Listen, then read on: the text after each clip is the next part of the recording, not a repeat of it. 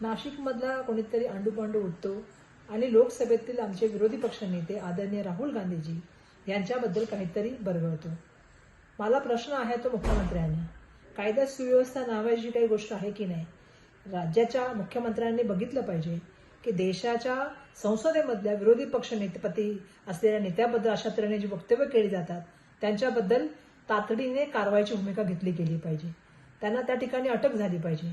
खरं तर अशा आंडूपांडूंना उत्तर देणं आम्ही गरजेचं पण समजत नाही, पण मला त्यांना एक सांगावं लागेल आणि त्यांना एक इशारा पण द्यावा लागेल.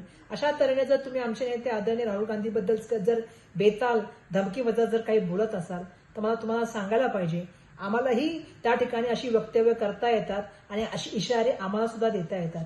आम्ही भारताचे संविधान मांडणारी मंडळी आहे. आम्ही भारताला प्रेमाने जोडू इच्छिणारी मंडळी आहेत आणि आमचे नेते आदरणीय जननायक राहुल गांधीजींनी आम्हाला ते शिकवलेले आहे. भारत जोडण्याबाबत, देशाच्या संविधानाचा आदर करण्याबाबत आणि जनमानसातल्या प्रत्येक व्यक्तीला जोडण्याच्या बरोबरच त्याला त्या ठिकाणी जे आहे त्याचं ऐकण्याबाबत.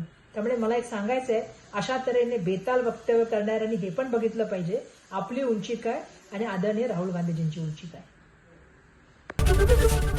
एबीपी माझा, उघडा डोळे बघा नीट.